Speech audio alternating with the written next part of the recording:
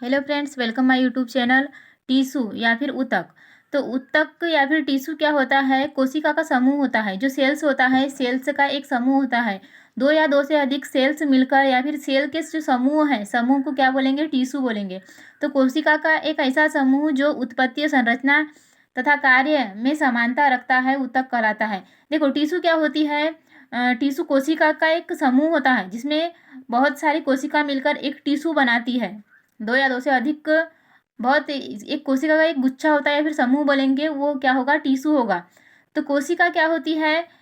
Body की सबसे छोटा यूनिट होती है। बॉडी की सबसे छोटी यूनिट होती है कोशिका। तो कोशिका से मिलकर टिश्यू बनता है। तो टिश्यू कोशिका का समूह होता है। टिश्यू की खोज की थी बीचर्ड ने। टिश्यू की खोज की थी बीचर्ड ने 1792 में। टिश्यू की खोज की थी बीचर्ड ने 1792 में। ऊतक का अध्ययन औतिकी ऊतक का अध्ययन औतिकी या फिर हिस्टोलॉजी कहलाता है। ऊतक का अध्ययन हिस्टोलॉजी कहलाता है। इससे पहले हमने देखा था जो कोशिका है, कोशिका का अध्ययन क्या कहलाता है? आपको कमेंट में बताना है कोशिका का अध्ययन क्या कहलाता है। उसके बाद देखो, हिस्टोलॉजी। हिस्टोलॉजी शब्द दिया था मेयर ने। हिस्टोलॉजी, जो हिस्टोलॉजी है, कोशिका जो ऊतक होता है, ऊतक टिश्यू, टिश्यू का अध्ययन कहलाता है औतिकी या फिर हिस्टोलॉजी। तो हिस्टोलॉजी शब्द दिया था मेयर ने हिस्टोलॉजी शब्द दिया था। पादप ऊतक। देखो, टिश्यू प्लांट में भी होते हैं तथा एनिमल्स में भी होते हैं। तो इससे दोनों टिश्यू को हम अलग अलग समझेंगे। इसमें क्या होगा कि जो प्लांट टिश्यू क्या होता है, सबसे पहले प्लांट टिश्यू देखते हैं। तो इस वीडियो में हम आपको प्लांट टिश्यू के बारे में बताएंगे। तो प्लांट टिश्यू को मुख्यतः दो भागों में विभाजित किया गया है। सबसे पहला है विभोज्योतक ऊतक। पहला है विभोज्योतक ऊतक, दूसरा है स्थायी ऊतक, मेरिस्टेमेटिक ऊतक, और दूसरा है परमानेंट ऊतक। मेरिस्टेमेटिक टिश्यू या फिर परमानेंट टिश्यू या फिर स्थायी टिश्यू कहते हैं। तो विभोज्योतक ऊतक 3 टाइप्स के होते हैं।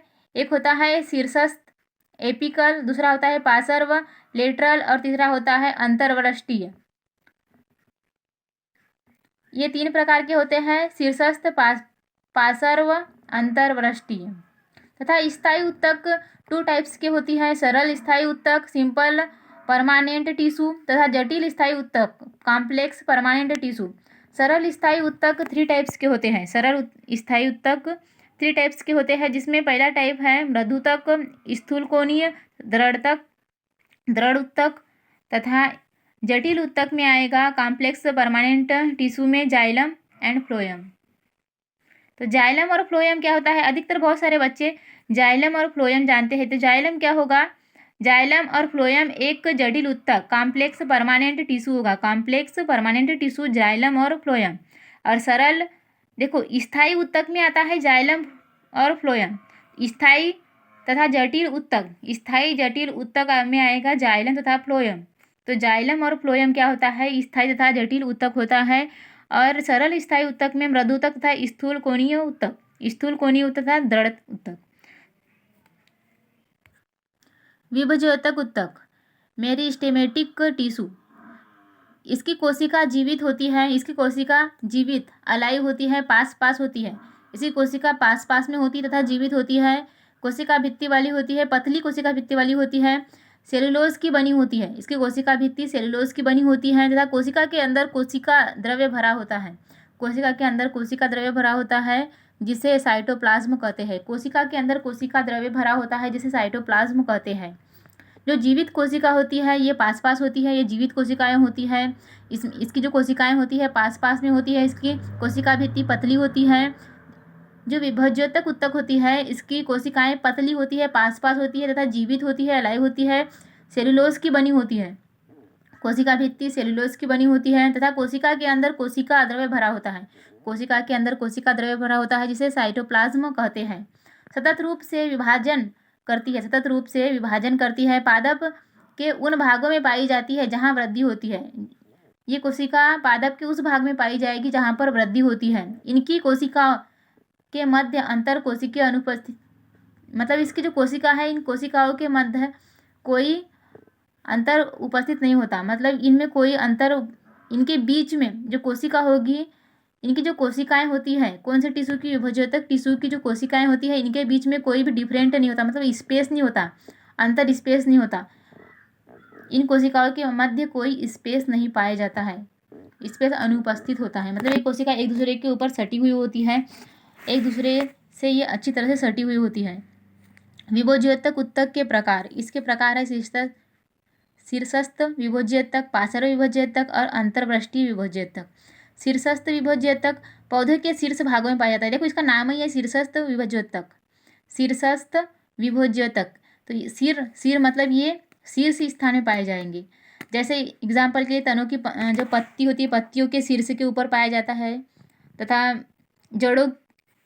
जड़ों में भी पाया जाता है। ये जड़ों में, तनों में, तो ये शीर्षस्थ स्थान में पाया जाता है।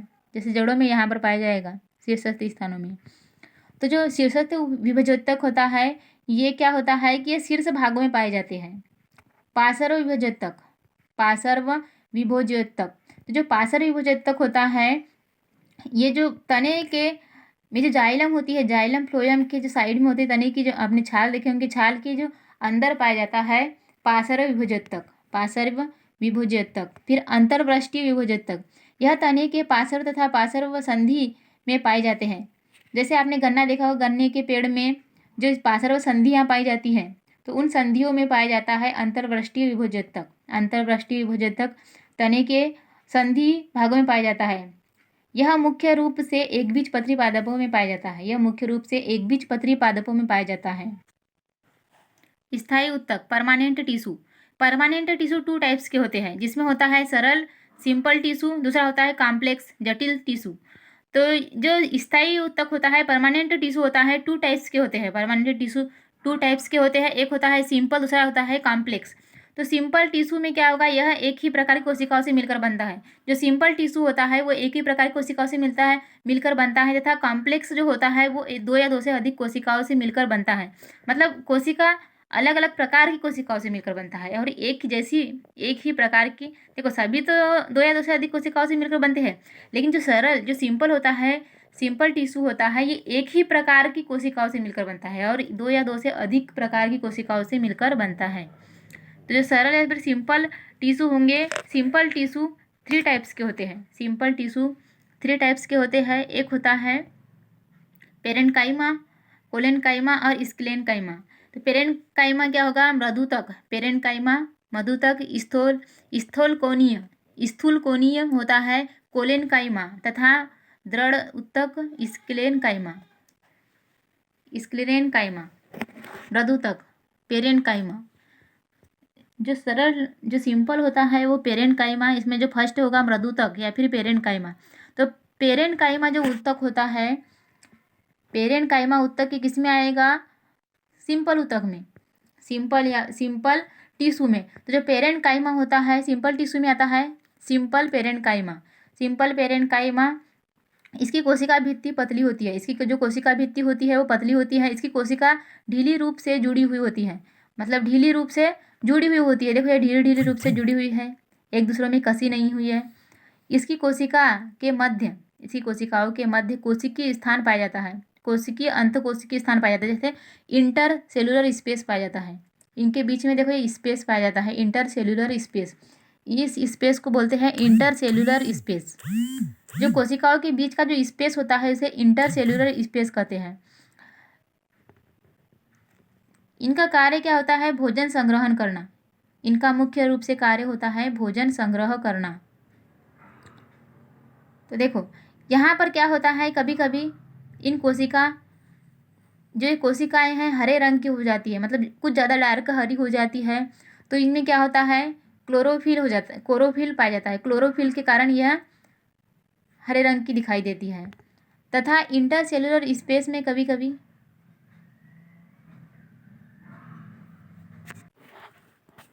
जो पेरेन्काइमा कोशिका होती है, इन कोशिकाओं के मध्य कभी कभी क्या होता है, जो इंटरसेलुलर स्पेस होता है इनके मध्य एयर आ जाती है, मतलब एयर बहुत अधिक मात्रा में भर जाती है।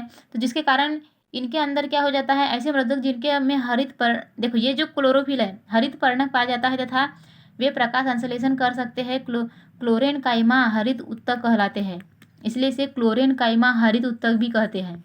इसे क्लोरेन्काइमा क्लोरेन काइमा हरित ऊतक भी कहते हैं तथा कुछ पेरेंट काइमा टिश्यू ऐसे भी होते हैं जिनके बीच में ऐसे भी होते हैं कुछ पेरेंट काइमा टिश्यू ऐसे भी होते हैं जिनके बीच में इंटरसेल्युलर स्पेस बढ़ जाता है तथा उनके बीच हवा भर जाती है, जो जल के ऊपर तैर सकते हैं। ऐसे पेरेंट काइमा को एयर काइमा भी कहते हैं। तो देखो इसका नाम क्या हो गया यहाँ पर, जब इनमें क्या हो जाता है, हरित हरित वर्णक पाया जाता है।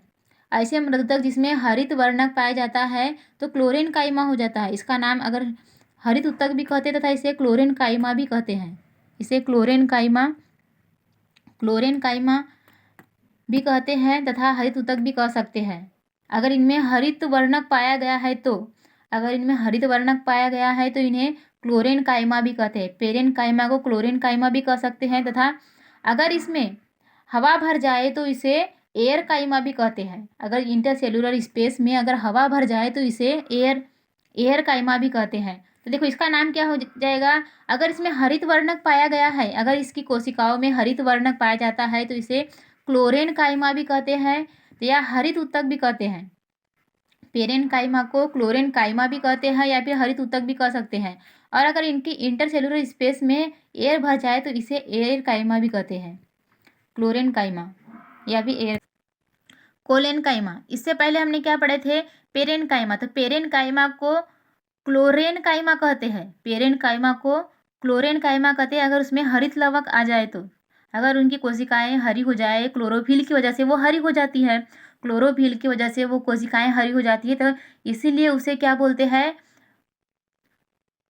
उसे क्या बोलेंगे, पेरेंट काइमा को क्लोरेन काइमा बोलेंगे, क्लोरेन काइमा। और यहाँ पर इसे देखो कोलेन काइमा हो जाता है, ये कोलेन काइमा, उसमें र आता है, इसमें ल आता है, तो उसको क्या बोलेंगे, क्लोरेन काइमा। लेकिन इसे क्या बोलेंगे, कोलेन काइमा। क्लोरेन काइमा मतलब स्थूल कोणोत्तक उत्तक, स्थूल कोणोत्तक उत्तक। इनकी कोशिकाओं के मध्य अंतरकोशिकीय अवस्था बहुत कम पाई जाती है। इनके मध्य बहुत कम यानी नहीं पाई जाती, नहीं के बराबर पाई जाती है। इनकी कोशिका के सिरे पर कोशिकीय द्रव गाढ़ा होता है। इनकी कोशिकाओं के सिरे पर जो कोशिकीय द्रव होता है वो गाढ़ा होता है। यह पादप को लचीलापन देता है।